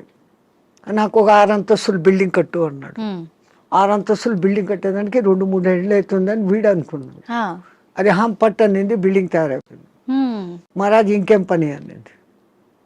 కుక్కర్ కావాలా, ఫ్రిడ్జ్ కావాలా, బెడ్ కావాలా, ఏసీ కావాలా. వీడు ఇట్లా అడుగుతున్నాడు, అక్కడక్కడ అన్నీ వచ్చేస్తాను. వచ్చేస్తా ఉన్నాయి. ఓకే. ఇంక ఏం అడిగేదానికి లేకుండా పోయింది. ఉమ్, ఇంకా దానికి పని చెప్పకపోతే వీడి పని పడుతుంది. అంతే. అప్పుడు వాడు గురువు దగ్గరికి పోయినాడు. ఉమ్, మహారాజ్ బుద్ధి లేక నేను ఇట్లాంటి వరం అడిగినాను, ఇది ఇట్లా చేస్తుంది అనుకోలేదు. What am I to do, క్యా కర్నా మై? ఆ, అరే ఉస్ బూత్ కో ఇతర లేకే ఆ దేయాన్ని ఎక్కడికి తే అన్నాడు. ఆ, అది వచ్చింది. మా గురువు చెప్పిన పని చేయను, దానికి కమాండ్ అన్నా. ఉమ్, అది ఇంకోటి మాట, వీడి మాట వినాలి కదా. అవును. వీడు చెప్పినాడు, మా గురువు చెప్పినట్టు చేయన్నాడు. ఉమ్, ఓకే మహారాజ్, గురు మహారాజ్ ఏం చేయమంటారు అని. ఆ, అక్కడ ఒక తాటి చెట్టు ఉండేది, దాన్ని ఎక్కువ దిగు అన్నాడు. అది ఈ రోజుకు ఎక్కి దిగుతానే ఉంది. ఆ, సో టెక్నిక్ అవును. అట్లా ఇదే దృష్టి, మనం ధ్యాస, నేను చెట్టు ఎక్కుతున్నాను, ఈ చెట్టులోకి శ్వాస ఎక్కి దిగుతా ఉంది. ఓకే. దాన్ని అబ్జర్వ్ చేస్తూ ఉంటే మీ మనస్సుకు ఉమ్, ఇప్పుడు ఇంకా అదే డ్యూటీ. అవును, అవును. దానికి రెండో డ్యూటీ లేదు, ఆ దెయ్యానికి రెండో డ్యూటీ, మనసుకు రెండో డ్యూటీ లేదు. లేదు. ఈ ఎక్కి దిగడం గమనించడం, ఉమ్, అదే ప్రాణాయామ ప్రక్రియలో కూడా. ఓకే. దాన్ని మంత్రంతో జోడించి చేస్తే ఇంకా శక్తివంతం. ఓకే. మన బాడీలోని కణకణము మంత్రబద్ధమైతూ ఒకానొక దినానికి ఈ మాంసపిండం మంత్రపిండం కాగలుగుతుంది. ఉమ్, మంత్రంతో అనుసంధానం చేస్తారు. ఓకే. మంత్రాలు చదవలేని వాళ్ళు ఉంటారు, ఉమ్, మాకు మంత్రాలు ఇష్టం లేదు, మేము మతం కాదు అనేవాళ్ళు అంటే ఉంటారు. మంత్రం ఎవరికి వాళ్ళు చెప్పుకోవాలా స్వామిజీ? ఉపదేశం తీసుకోవాలా గురువుల దగ్గర నుంచి? అందుకే గురువు అవసరం, గురు బినా విద్యా నహి అని. ఆ, కొన్నాళ్ళు ఆయన దగ్గర శిష్యరికం చేసినప్పుడు వీడు దేనికి సూటబుల్, ఉమ్, నేను ఇచ్చే విద్యను వీడు సద్వినియోగం చేస్తాడా, దుర్వినియోగం చేస్తాడా. ఉమ్, అందుకే పాతకాలంలో కొన్నాళ్ళు నా దగ్గర సేవ చేయి అంటారు. ఉమ్, మన మెంటాలిటీ అర్థమవుతుంది. ఓకే.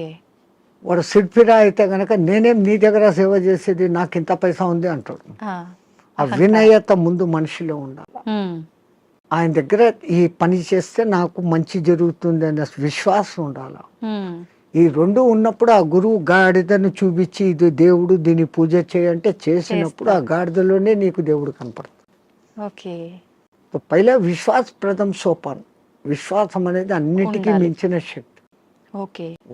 ఇక్కడ ఒకటి అచీవ్ చేయాలనుకున్నప్పుడు దాని మీద నేను చేయగలనా లేదా ముందే డిసిషన్ తీసుకోండి. ఉమ్, గురువు ఒక మంత్రం ఇచ్చాడు, ఈ అనుష్ఠానం ఇట్లా చేయాలా, రోజు లేచి ఈ అగ్ని తర్పణాలు చేయాలా, ఉమ్, ఇవన్నీ నేను చేయగలనా లేదా అనుకున్నప్పుడు గురుదేవా ఇయ్యండి అనాలి. ఆ మంత్రం తీసేసుకున్నాను, నేను చేసుకోలేదు, ఉమ్, దాన్ని చేయాల్సిన రీతిలో చేయకపోయినప్పుడు ఏం ఫలితం? ఓకే. సైకిల్ మోటార్ మీ దగ్గర ఉంది, ఉమ్, దానికి పెట్రోల్ పోసేది పని ఉంది కదా. అవును. పెట్రోల్ పోకుండా నేను కొనుక్కున్నాను 1,00,000 పెట్టి పోవాలా, ఇది అంటే ఎట్లా పోతుంది? పెట్రోల్ పోయాలా, అవును. అప్పుడప్పుడు దానికి ఏదో ఆయిల్ పోయాలా, రిపేర్ మైనర్ రిపేర్స్ చూసుకోవాలా, ఉమ్, అప్పుడు ఆ బండి పోతుంది. ఓకే. లైక్ ది సేమ్ ఒక సిస్టమ్ ప్రాసెస్ అని గురువు చెప్పినప్పుడు ఉమ్, ఆ ప్రాసెస్ అంతా చేస్తున్నప్పుడు అది మిమ్మల్ని ఉద్ధరిస్తుంది. ఓకే. స్వామిజీ, హిమాలయాలు అనగానే మనకు అక్కడ ఇలా కొన్ని ఏళ్ల పాటు ధ్యానం చేసే వాళ్ళు ఉంటారని చెప్పి వింటుంటాం. నిజంగా అలాంటి వాళ్ళు ఇప్పటికీ ఉన్నారంటారా? 100% ఎంతో మంది. ఆ హిమాలయాలు అనే దానికి ముందు మా అనే అక్షరం పెట్టుకొని చదవండి. మహిమ ఆలయాలు. ఓ, మన దేశం మొత్తంలో చాలా కొద్ది ఆలయాలు ఉన్నాయి. ఉమ్, ఆ లయాలు అంటే అందులో లయం. ఉమ్, హిమ ఆలయం అంటే హిమములో లయం కావడం. హిమం అంటే ఏంటి? మంచు. మంచు. నీటికున్న 3-4 లక్షణాలలో ఉమ్, ద్రవస్థితి, ఘనస్థితి, అవును. ఆవిరి స్థితి, ఉమ్, దాని తర్వాత ప్లాస్మా స్థితి. ఉమ్, ఇది ఏది కానిది మంచు స్థితి. ఓకే.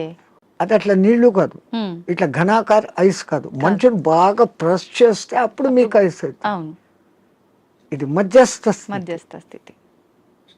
మంచు అంటాం, హిమము అంటాం. ఉమ్, నిజంగా దానికి మహిమం, మహిమం, ఓకే. మహిమ కలిగిన పదార్థం. ఉమ్, అది అక్కడంతా వ్యాపించి ఉంటుంది. ఆ మంచి చల్లని వాతావరణము, కొన్ని రకాల ఔషధి మొక్కల నుంచి వచ్చే గాలి, మన పూర్వీకులు తపస్సు చేసిన వాళ్ళ యొక్క వైబ్రేషన్స్, ఓకే. దేవతలు కూడా అక్కడ తపస్సు చేశారు, గొప్ప గొప్ప ఋషులు తపస్సు చేశారు, ఇప్పుడు చేస్తున్న వాళ్ళు ఉన్నారు. వాళ్ళ యొక్క వైబ్రేషన్స్ ఆ ఏరియాలో ఉంటాయి కాబట్టి మనం తొందరగా దానికి అకష్టమవుతాం. అందుకని అవి ఎప్పటికీ హిమ ఆలయాలు అందులో లయం అయ్యేదానికి చూపిస్తూ ఉండే మార్గాలు. స్వామీజీ, వాళ్ళు అలా కొన్ని ఏళ్ల పాటు ధ్యానంలో ఉన్నప్పుడు ఆకలి దప్పికలు నిద్ర ఏమీ ఉండవు, అలా ధ్యానంలోనే ఉండిపోతారంటారు కదా. అలా ఉండడానికి అంటే వీళ్ళు ఎన్ని ఏళ్ల పాటు వాళ్ళు సాధనమ్మా. ఏది ఇప్పుడు నేను చెప్పాను, ఏది సాధించాలన్నా సాధన. మీ తెలుగులో సింపుల్ పద్యం, సాధనతో పనులు సమకూరు ధరలోన విశ్వదాభిరామ వినరు. సాధన దేనికి కూడా, ఏది చేస్తే కూడా సాధన. స్వామిజీ, మన సనాతన ధర్మంలో ఓంకారానికి చాలా ప్రత్యేకత ఉంది. అది ఓంకారం కాదు, ఔంకారం. మీరు మనం పలకడమే దాన్ని తప్పు పలుకుతున్నాం. మనం మాట్లాడుతున్న ప్రతి మాటల్లో ఎక్కడో ఒక చోట అకారము, ఉకారము, మకారము ఉంటాయి. ఓకే. అకార ఉకార మకార అర్ధమాత్ర ఇది ఓంకార. అర్ధమాత్ర మకారం అన్నాడు, ప్లస్ ఆ. ఓకే. అర్ధమాత్ర అంటే ఔం అని ఉచ్చరించినప్పుడు అకారము ఉకారము రెండూ పలకబడి ఓంకారం దీర్ఘమవుతుంది. ఓకే. అకారం అన్నప్పుడు మీ స్థూల శరీరం, ఉకారం అన్నప్పుడు సూక్ష్మ శరీరం, ఓంకారం అన్నప్పుడు కారణ శరీరం. ఓకే. ఇంకో విధంగా చెప్పాలంటే అకారం అన్నప్పుడు జాగృత్ అవస్థ, ఉకారం అన్నప్పుడు నిద్రావస్థ, ఓంకారం అన్నప్పుడు సుషుప్తి అవస్థ. సుషుప్తిలో మనం ఆత్మస్థితిలో ఉన్నాం. మేలుకొని ఆత్మస్థితిలో ఉండేదానికి పరమాత్ముడు మనకి ఇచ్చిన అత్యంత గొప్పది, విశ్వమంతా వ్యాపించి ఉన్న శబ్దం ఏదైతే ఉందో అది ఔంకారం. ఓంకారం కాదు, ఔంకారం. అయితే మనం ఇప్పుడు మీరు చెప్పినట్టుగా చూస్తే ఎవ్వరం కూడా కరెక్ట్గా దాన్ని పలకట్లేదనే చెప్పాలి, సాధన చేయట్లేదనే చెప్పాలి. మరి అక్కడే గురువులు చెప్పేది ఈ వివరమంతా చెప్పి, ఒరే నైనా ఇట్లా ఉచ్చారణ చేయన్నప్పుడు విశ్వమంతా వ్యాపించున్న ఆ శబ్దంతో మన శబ్దము అనుసంధానం అవుతుంది. సైంటిస్ట్ ఇప్పుడు రికార్డు చేశారు, సూర్యుడి నుంచి చూస్తున్న శబ్దము ఔం ఔం అని ఉంది, గెలాక్సీ సౌండ్ ఔం అని ఉంది, భూమి తిరిగే వేగపు సౌండ్, గ్రహాలు తిరిగే వేగపు సౌండ్ వేరే వేరే విధంగా వినపడుతున్నాయి, కానీ అంతంగా ఔం ఔం అన్న శబ్దమే ఉంది. సో దాన్ని ఇట్లా అట్టాడు చేసినప్పుడు ఔం ముక్కుల ద్వారా వదులుతున్నాం, మనం చేసేది ఓ అంటున్నాం నోటి ద్వారా. ఓడ అవును అవును అనేది రావడం లే. అవును అనే దాని పక్కన శూన్యం పెట్టినప్పుడు ఔం. అకార ఉకార మకారాలు మూడు పలకపడతాయి. ఇక్కడేం జరుగుతుంది, ఓ అంటున్నాం, నోటి ద్వారా గాలిపోతాం. సో మనం పూర్ణ ఫలితం పొందలేదంటే చిన్న పొరపాటు అక్కడ ఉంది. అది ఎందుకు అంత రహస్యంగా పెట్టి గురువులు శిష్యులకే చెప్పినప్పుడు దాన్ని అర్థం చేసుకొని వాడు చేస్తున్నాడు. అందరికీ చెప్పాలా అంటే దానికి అర్హత ఉండాలి, ఆ ప్రాప్తత ఉండాలి. కానీ ఇప్పుడు అది కూడా మేము బహిరంగంగా అందరికీ చెప్తున్నారు. నాయనా మీరు చేసుకునే వాళ్ళు పూజలు చేసుకునేటప్పుడు ఇట్లా చేసుకోండి, సామూహికంగా అర్చేయండి. అది అలవాటు అయిపోయింది, రాదు. అందరూ ఔం అని ఎక్కడా పలకరు. మనం ఒక్కళ్ళం అక్కడ అందరూ ఓం నమ శివాయ అంటే మనం ఒక్కళ్ళం ఇక్కడ ఔం నమ శివాయ అన్నామంటే డిఫరెన్స్ అయిపోతుంది. మనమే తప్పు చేస్తున్నామేమో అనేటట్టుగా స్వరం మారిపోతుంది, వాళ్ళందరూ మన దిక్కు చూస్తుంటారు. సో మనము ఇంట్లో కూర్చొని ప్రత్యేక సాధనలు చేసేటప్పుడన్నా కనీసం ఎక్కడ ఏది ఉచ్చరించాల్సి వచ్చినా ఔం అని ఉచ్చరించండి, ఓం అని కాదు. ఇంకా సామూహికంలో తప్పడం లేదు. 10 మంది కూర్చొని శివ సహస్రనామము అష్టోత్తరము ఏదో ఒకటి చేస్తాం. ప్రతి దానికి ఓం నమ శివాయ, ఓం శంభవే నమో, భయోశ్వరాయ నమో, నిధనపతి నమ, నిధనపతాంతకాయ నమ, వీటన్నిటికి ముందు ఓం ఓం అంటారు. ఓం ఓం అంటాం. మాకు ఇదే అలవాటు అయిపోయింది, ఓం ఓం అని అంటాం. ఓం అనేది మా నోట్లో రాదు. నిజంగా అంటే మనం పలకాల్సిన మంత్రం ఏదైనా తప్పు పలుకుతున్నాము అంటే దానివల్ల మనకు ఫలితం కలగకపోగా దోషం కలిగే అవకాశం ఉంటుందా స్వామీజీ? దోషము అని అంటే సైంటిఫికల్గా మీకు నేను చెప్పాలంటే ఇప్పుడు ఈ షట్చక్రాలు అనేది పెటల్స్తో ఉంటుంది. మూలాధారం 4 పెటల్స్ దళాలు, స్వాధిష్టానం 6, మణిపూరకం 10, అట్లా 10, 12, 16, 2, 50 అక్షరాలు దాంట్లో నిక్షిప్తమై ఉంటాయి. వర్ష అనేది మూలాధారంలో, పాప బాబమ్మ అనేది అట్లా ఒకటి వేరే వేరేగా ఉంటాయి. ఈ మంత్రం ఒక రిథమాటిక్ గా చదివినప్పుడు మీరు పియానో మీద అది అడ్డదిడ్డంగా కొడితే సరిగ్గా రాదు.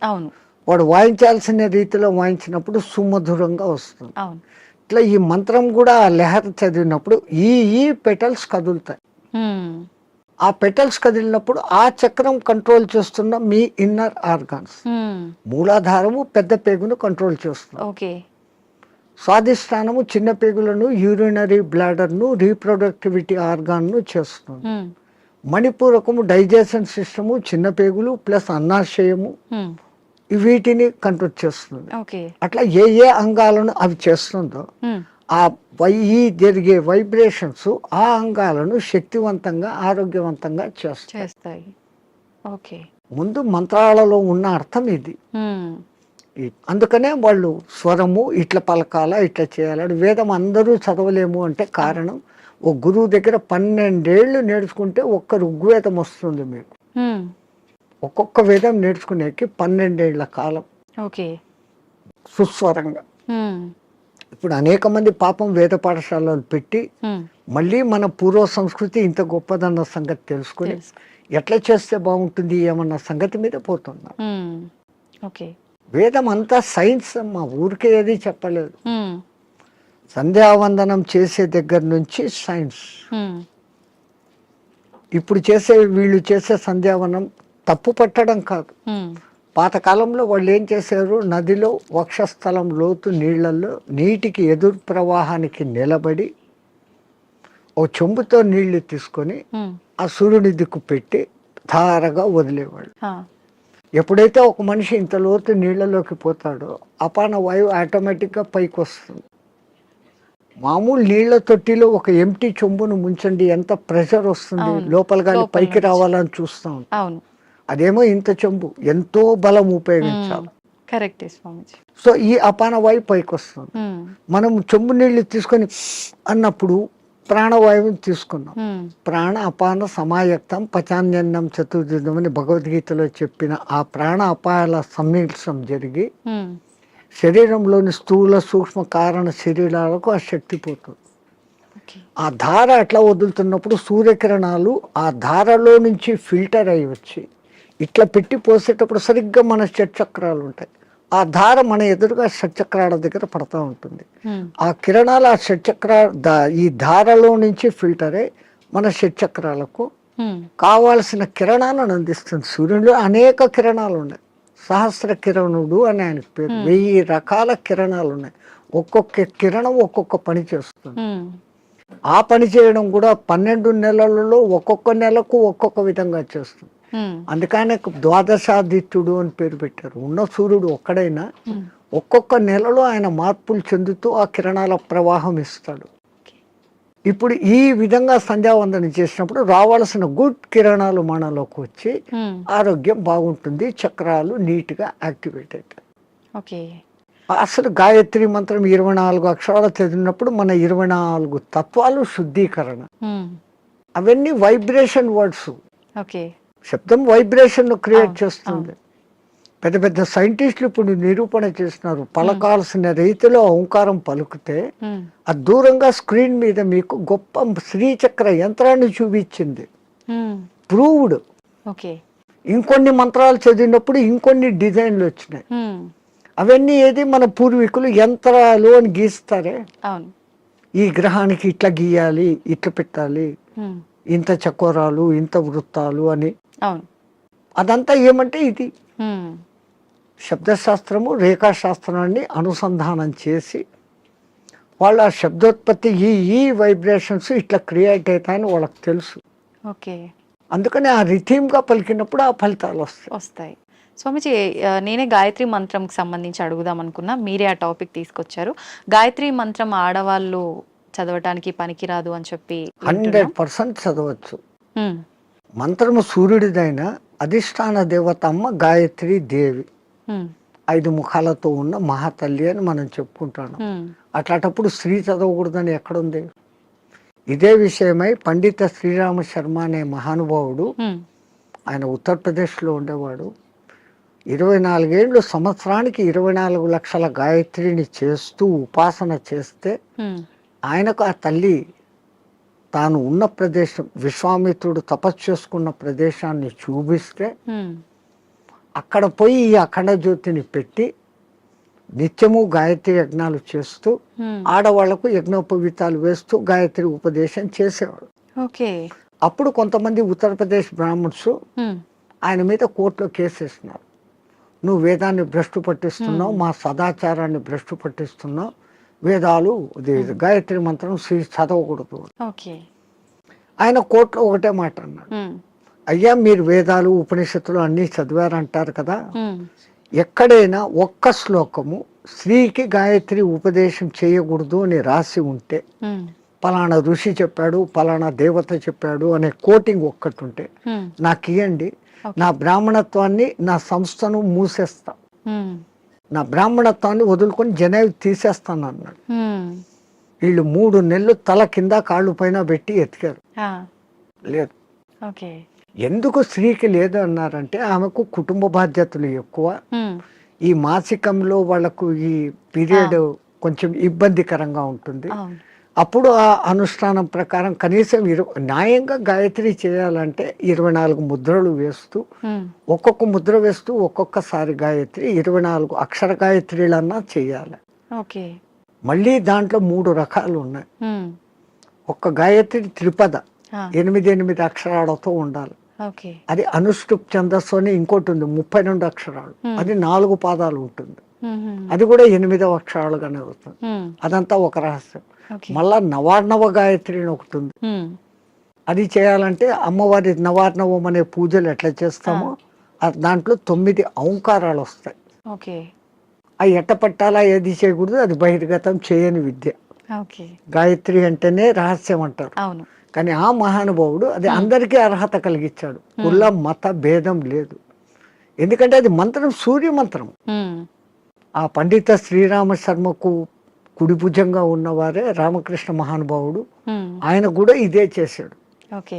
ఆ గాయత్రి దీని మూలంగా ఆ మహానుభావుడు అంత శక్తిమంతుడే, పండిత శ్రీరామ శర్మకు తగిన శిష్యుడు అని పేరు తెచ్చుకున్నాడు. ఉమ్, ఆ మహానుభావుడే చేరదీసి బాగా దగ్గరుండి చేసిన వాడే మీకు ఇప్పుడు బాగా ప్రసిద్ధుడైన మారెళ్ళ రవిశాస్త్రి. ఓ, ఆ పరంపర అట్లా వస్తుంది. ఉమ్, అదంతా పండిత శ్రీరామ శర్మ దయ. ఓకే. స్వామి, దైవాన్ని నమ్మటం వల్ల, పుణ్యక్షేత్రాలకు తిరగటం వల్ల మనశ్శాంతి అనేది లభిస్తుందంటారా? 100%. అసలు మీరు పోవడమే ఆ ఇంటెన్షన్. ఉమ్, కాశీకి పోతే నాకేదో పుణ్యం వస్తుంది, ఆడ ఏదో వదిలిపెట్టేస్తానే సెంటెన్స్ కాదు అది. ఉమ్, కాశీలో 12 జ్యోతిర్లింగాలలో విశ్వనాథుడు అక్కడ ఉన్నాడు, విశ్వానికి ఆయన నాథుడు. ఆ, ఆ క్షేత్రానికి పోయి ఆయన నామస్మరణ కొంచెం సేపు నేను చేయటం మూలంగా నాకు ప్రశాంతత దొరుకుతుంది అని ఫస్ట్ మీలో విశ్వాసం కలిగినప్పుడు ఉమ్, అక్కడున్న అన్నపూర్ణ అనుగ్రహము కలుగుతుంది. ఉమ్, ఆ బేడి ఆంజనేయ స్వామి కరుణ, గణేష్ పండ మహారాజ్ది అందరిది దొరుకుతుంది. ఉమ్, అందుకే ప్రతి ఒక్క రుచిముని అక్కడ స్థాపించిన లింగాలు ఉన్నాయి. 3000కు పైన గుళ్ళు ఉన్నాయి కాశీలో. శివునికి ఇష్టమైన ప్రాంతం అది. ఉమ్, భూమి అంతా మునిగిపోయినా కానీ త్రిశూలం పైన నిలబెట్టి ఉంటాడు అని చెప్పబడిన ప్రసిద్ధ క్షేత్రం ఓకే. కాశీ. కాశీ అంటూ కాశీకి పోయకుండా చచ్చిపోయినా ఉమ్, కాశీకి పోయినంత పుణ్యం కలిగే క్షేత్రం అదొకటే. ఉమ్, మిగతా క్షేత్రాలకు పోతానని ముక్కుబడి పెట్టుకొని పోకుండా పోతే ఏదో ప్రమాదము, ఉమ్, వానికి శిక్ష ఉంది. అవును. కాశీ విషయంలో అలా లేదు. ఉమ్, అంతటి గొప్ప అక్కడికి వచ్చింది అంటే ఒకటి ప్రజల విశ్వాసము, అక్కడ తపస్సులు చేసిన వాళ్ళ యొక్క శక్తి హా, ధార పోయడం అనేది ఆ ప్రాంతానికి ఆ ప్రసిద్ధత వస్తుంది. ఓకే. భూమి అంతా ఒకటే అయినప్పటికీ అవును. సులభమైన ఉదాహరణ, ఇప్పుడు ఎండాకాలం కాదు, మామూలు చిన్న ఎండ ఉన్నప్పుడు ఉమ్, ఒక భూతద్దం తీసుకొని వచ్చి పేపర్ మీద పెడితే అది కాలుతా ఉంది. ఆ భూతద్దం నుంచి కిరణాలు కాన్సన్ట్రేషన్. అవును. అట్లా విశ్వశక్తి కాన్సన్ట్రేషన్ ప్రదేశాలు కొన్ని హ్మ్. అవి పుణ్యక్షేత్రాలు, తీర్థక్షేత్రాలు, ఓకే. తీర్థయాత్రలు. హ్మ్. తీర్థం అంటే నీళ్లు. నీళ్ళు. ఆ నీళ్లు ఎన్నో కొండల నుంచి ఆ ఖనిజాలను రాసుకొని దానిలో తీసుకొని చెట్ల వేర్ల ద్వారా ఆయా మూలికల శక్తిని తీసుకొని హ్మ్. అవి రావటంతో ఆ నీళ్లు తాగితే శుభం. ఆ నీళ్ళలో స్నానం చేస్తే స్కిన్ డిసీజెస్ పోతాయి. ఓకే. సో అది నీళ్ళ శక్తి, తీర్థయాత్రలు, పుణ్యక్షేత్రాలు అని పెట్టారు. హ్మ్. స్వామి, ఇందాక మీరు స్టార్టింగ్‌లో అన్నారు కదా! చాలామంది అంటుంటారు కాశీకెళ్ళినప్పుడు మనం ఏదో ఒకటి నచ్చింది వదిలిపెట్టి రావాలి అని చెప్పి చాలామంది నమ్ముతుంటారు. అసలు నిజంగా ఎవరికి నచ్చిన దాన్ని వాళ్ళు వదిలేసి రావాలా? అసలు వదిలేయాల్సినయి ఏంటి? అవును, నేను ఇట్లే చెప్తే ఒక ఆయన నాతో అన్నాడు, అవును స్వామి, హ్మ్. మీరు చెప్పినట్లే ఖచ్చితంగా వదిలిపెడతాను. మా నానమ్మ మా ఇంట్లో ఉంది, ఆమెను తీసుకెళ్తా కాశీకి, ఆమెను వదిలేస్తాను అన్నాడు. హ్మ్. అది కాదు, మనకు అత్యంత ఇష్టము, ప్రేమ కలిగిన పదార్థము, తినేది కావచ్చు, మనం 24 గంటలు దాన్ని చూసి ఆనందించే వస్తువు, కానీ హ్మ్. దాన్ని అక్కడ వదిలేసి ఇంకా దాన్ని తలుచుకోకుండా ఉండగలమంటే మన మనస్సు మీద మనం నియంత్రణ సాధించడం. ఓకే. మైసూర్ పాకు మీరు అక్కడ వదిలి వచ్చారమ్మా, మీకు బాగా ఇష్టం. హ్మ్. ఇక్కడికి వచ్చిన 10వ రోజు 12వ రోజు ఎవడో పార్టీ పెట్టాడు, ఆడ మైసూర్ పాకు చూడంగానే ఈ కళ్ళు మీకు ఆర్డర్ ఇస్తుంది, ముక్కు ఆ మైసూర్ పాకను పట్టేస్తుంది, అవును. నాలుక నీళ్లు ఉరుతాయి. హ్మ్. నేను కాశీలో వదిన నోర్మోయ్, హ్మ్. నేను తినాను అంటే మీ మీద మీకు మెల్లగా Control. కమాండ్ వచ్చింది, అవును. కనీసం ఆ భయంతోనన్నా. హ్మ్. అట్లా కాశీలో వదలడం మూలంగా మీలో ఆత్మస్థైర్యత అనేది పెరుగుతుంది. ఓకే. అది బ్యాక్ రీజన్. హ్మ్. కానీ ఏదో ఒక రీజన్ చాలామంది రకరకాలుగా అనుకున్నా గూడా దాన్నైతే నమ్ముతూ వస్తున్నారు ఇప్పటికి. వెనకల కారణం ఇది అని మీకు తెలుసుకోవడం లేదు. అవును. అక్కడ మీకు ఆత్మస్థిరత, ధైర్యము అనేది పెరుగుతుంది, okay. Self confidence. Hmm. I can able to do this without that. అది లేకుండా నేను ఉండలేను అన్న వాళ్ళు, అవును. అది లేకుండా ఎదురుగా కనపడుతూ కూడా అది లేకుండా ఉండగలిగిన స్థితి అంటే మీలో ఎంతటి స్టెబిలిటీ వచ్చినట్లు. అది ఆత్మస్థైర్యం. హ్మ్. మన పూర్వీకులు ఏది చేసినా అంత ఆలోచనతో. హ్మ్. నీలో ఆత్మశక్తి పెరగాలంటే నీకు అత్యంతగా ఇష్టమైంది అక్కడ వదలాలి. ఎందుకంటే ఆ కాలంలో కాశీయాత్ర జీవితంలో ఒక్కసారి. అవును. ఆ 1000 కిలోమీటర్లు నడిచిపోయి మళ్ళీ వెనక్కి వస్తాడు. కాటికి పోయినవాడు కాశీ, అదేమో సామెత ఉంది మీ దాంట్లో, కాశీకి పోయినవాడు కాటికి పోయినవాడు ఒకటి అని. అవును. అవును. మళ్ళీ తిరిగి రారు అని చెప్పి. ఆ కాలం అట్లుండింది, అడవులలో పోవాలి, దారిలో జంతువులు, వాతావరణం మారిపోవచ్చు. అవును. ఇన్నిటినీ తట్టుకొని అక్కడికి పోయి మళ్ళీ రాగలిగినాడంటే వాడు దేవునిగా పూజించేవాడు. హ్మ్. రెండవది, వాడు వచ్చేటప్పటికి అక్కడ కాశీలో నేను పలానా వదిలేసి వచ్చాను మోనుకున్నాను అన్నప్పుడు వాళ్ళలో ఇక్కడ ఆత్మశక్తి పెరిగి వాడు ఇక్కడ ఎవరికి ఏ మంచి మాట చెప్పినా అది జరిగిపోతుంది, వాక్ శుద్ధి వస్తుంది. So when you develop your confidence you can able to do anything. Okay. So to develop your confidence అక్కడ పోయినాక ఒకటి వదిలిన వాళ్ళు బెనిఫిట్ పొందుతారు. స్వామి, చాలా మంది అంటుంటారు, అంటే ఇప్పుడు ఇందాక మీరు చెప్పినట్టుగా వెళ్ళిన వాళ్ళు తిరిగి రారేమో అన్న ఒక ఉద్దేశంతోటో మరేంటో తెలియదు, కానీ చాలా మంది నమ్మకం ఏంటంటే పిల్లలు ఉండి వాళ్ళ పెళ్ళిళ్ళు అన్నీ అయిపోయిన వాళ్ళు మాత్రమే కాశీకి వెళ్ళాలి, దర్శించుకోవాలి, అవన్నీ అవ్వని వాళ్ళు కాశీలోకి పోయి సస్తే మోక్షం అనుకుంటే కాదు. నాకు తెలిసి ఒక మంచి కోటీశ్వర దంపతులు 3వ తరాన్ని కూడా చూసేశారు. ఓకే. ఆ 3వ తరం కూడా 18 yearsకి వచ్చింది మనబళ్ళు. ఇంకా ఇంత అనుభవించిన కాశీలో పోయి చచ్చిపోతాం, వయసు కూడా అయిపోయింది, 80 ఏళ్ళు వచ్చినాయి. ఇద్దరు లవ్ మ్యారేజ్, ఇద్దరికి 80 ఏళ్ళు భార్యాభర్తకి. బట్ డబ్బు ఉంది, అక్కడ మంచి బిల్డింగ్ కొనుక్కున్నారు, 4 సర్వెంట్లను ఎత్తుకొని పోయినారు, వంట వండేకి, పనులు చూసుకునేకి. రోజు పోయి స్వామి దర్శన్ వస్తూ ఉన్నారు. ఎప్పుడో ఒకసారి బంధువులు ఫోన్, బిడ్డలు వాళ్ళది, అంత ఆధ్యాత్మిక. మర్జాయంగే అంటున్నారు. 7 ఏళ్ళైంది, 8 ఏళ్ళైంది, 10 ఏళ్ళైంది. ఇక్కడ ఈ 18 ఏళ్ళ బిడ్డలు 28 ఏళ్ళ వయసుకు వచ్చినారు మనమళ్ళు. వాళ్ళకి మ్యారేజ్ ముగ్గురికి ఒకేసారి కుదిరింది, వేరే వేరే కమ్యూనిటీ హాల్. తాత పెళ్ళి మాది అంటే, అరే ఇక్కడ కాశీలో ఉండి 15 ఏళ్ళు అయిపోయింది, 95కి వచ్చినాం, అక్కడ గంగ నీళ్లు తాగి రోజు శివప్రసాదాలు తిని ఇంకా పుష్టి తయారైనారు. They can able to see, they can able to hear everything. బాగుంది. అరే ఇంకా ఉంటాం కదా, ఒకసారి పెళ్లి చూసుకొని వస్తామని ఫ్లైట్లో వచ్చినారు, ఓకే. వెళ్ళి చూసుకున్నారు, రాత్రి పడుకున్నారు, పడుకున్న వాళ్ళు పడుకున్నట్లే జై శ్రీరామ్ అయిపోయినారు. ఇద్దరు వాళ్ళకు కాశీలో మరణం లేదు. ప్రాప్తం లేదు. అరెరే. అందరికీ మరణము సాధ్యమా?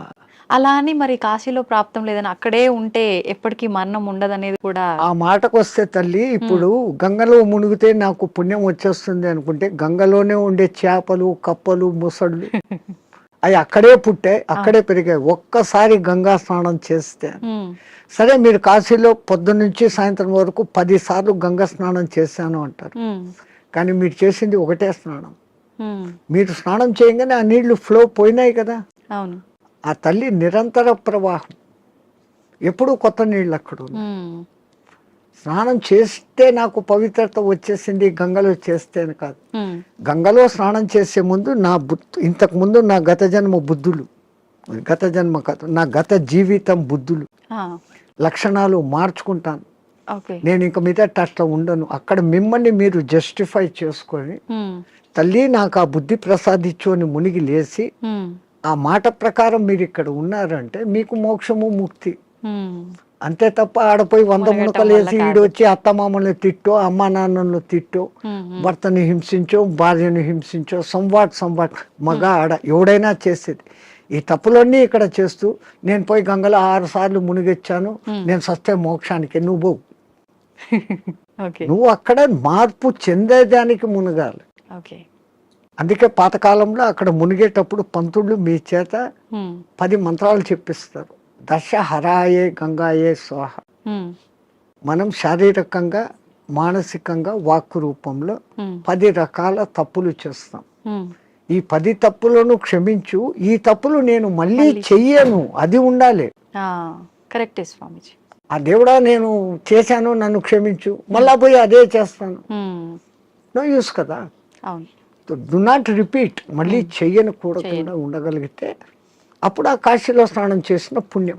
కాశీనే కాదు, ఏ నీళ్ళలో, నర్మదా, కావేరి, గోదావరి, కృష్ణ, కిట్నే. అవును స్వామి, కాశీలో మరణించిన వారికి చెవు ఇలా పైకి వచ్చినట్టుగా ఉంటుందని అంటుంటారు కదా, సైంటిఫికల్ గా కూడా ప్రూఫ్ అయ్యింది. ఎందుకని అట్లా? అక్కడ ఉన్న ఆ వాతావరణము, ఎంత శవాలను అక్కడ కాలుస్తూ ఉన్నా, ఈ మధ్య కొంచెం అక్కడ మాంసాహార దుకాణాలు పెట్టినా, ఆ ప్రత్యేకమైన కాశీ ఏరియాలో ఒక వాయు వైబ్రేషన్స్ వేరే, ఆ నిరంతర భగవన్నామ ఉచ్చారణ వైబ్రేషన్స్ ఆ గాలిలో కలిసి, అక్కడ చనిపోయిన మనిషికి ఈ కుడి చెవు కింది భాగం దగ్గర ఒక నరువు ఉంటుంది. ఆ నరువు ఉబ్బుతుంది, బాడీ అంతా ఉబ్బుతుంది. ఫస్ట్ ఆ నరువు అక్కడ ఉబ్బుతుంది, ప్రత్యేకంగా అక్కడ. మిగతా ప్రాంతాలలో అది జరగదు. పాపం సైంటిస్టులు ఎంతో ప్రయత్నం చేస్తూ ఉన్నారు, ఎందుకు అట్లా జరుగుతుంది అది ఇంకా రుజువు కాలే. బట్ 99% గుర్తించారు. ఏ ఊరు చచ్చినా కొంచెం రెడ్డిష్ కలర్ వస్తుంది, కారణం అక్కడ నరము జర ఊబుతుంది. అయితే చాలా మంది దానికి రీజన్ ఇది అయ్యి ఉంటుంది, శివుడు అక్కడ చనిపోయిన వాళ్ళకి చెవులో ఏదో చెప్తాడు అది చూసి మన పూర్వీకులు అక్కడ వచ్చి రామతారకం చెవులో చెప్తాడు, ఆయన గట్టిగా చెవులు ఆగబట్టి అది అక్కడ ఎర్రగైంది అంటాడు. ఆయనకు అదే పని, ఆ సచ్చినోడికి అందరి దగ్గర పోయి చెవులు పీకి చెప్తానే కూర్చుంటాడా? అంతే కదా, మనకు ఆ విశ్వాస్. అంతే. కాశీలో నేను చనిపోతే శివుడు నన్ను స్పృశిస్తున్నాడు, నేను ఈ బాడీ వదిలిపెట్టినాక నన్ను ఎవడు స్పృశిస్తా నాకేం తెలుస్తుంది. దీని పేరు అప్పుడు సదానంద అన్నారు, శవం అంటారు, పేరు పోయింది. పుట్టినప్పుడు తల్లిదండ్రులు పెట్టిన పేరు ఈ బాడీతో పాటు బాడీ లోపల ఉండేది బయటికి పోయినాక దీన్ని బాడీ అంటారే గాని పేరుతో పిలవరు. ఆ గంటకో 2 గంటలకో శివుడు వచ్చి చెవులో చెప్తాడు అంటే అది నమ్మకూడదు అంటే నమ్మకూడదు. నేను విమర్శగా చెప్తే ఇది. కానీ మనమంతా ఆధ్యాత్మికతలో ఉన్నాం, ఆ విశ్వాసం తరతరాలుగా జరుగుతుందంటే ఎవడికో అది చెవుతో చెప్పాడు, ఇంకోటి చూశాడు. ఏ మాట బయటికి ఊరికే రాదు కదా. అది సత్యమైనప్పుడు నేను సస్తే అక్కడ శివుడు నన్ను చూస్తాడనే ఈ భావనతో పోవడమే ఎంత గొప్ప. ఆయన వచ్చి పీక్తాడో లేదో తెలియదు, కానీ పీక్తాడు అనేది మన సంపూర్ణ విశ్వాసం. అట్లాగనే కొన్ని క్షేత్రాలలో మరణం ముఖ్యం. ఈ భూమి అంతా అదే క్షేత్రమే కదా, ఇంట్లో సస్తే కూడా ఉమ్, అదే చావే. కానీ వీడి ఇంట్లో ఎంతసేపు సచ్చే ముందర కూడా నేను నా వాళ్ళు అది పోయింది ఇది పోయింది నేను ఇంకా అది చేయలేదు అంటా సస్తాడే తప్ప ఉమ్, నేను కాశీలో ఉన్నాను భగవత్ సంకల్పం భగవద్ దర్శనం అవుతుందన్న భావంలో ఉండడు. అందుకే కనీసం సత్యం ముందరన్నా నామస్మరణ చేయండి. ఉమ్. సంతోషం స్వామి, చాలా మంచి మంచి విషయాలు మీ ద్వారా తెలుసుకున్నాను. నాకు చాలా సంతోషంగా ఉంది మిమ్మల్ని కలిసినందుకు. మంగళమతి. ధన్యవాదాలు స్వామి. జై శ్రీరామచంద్రజీ.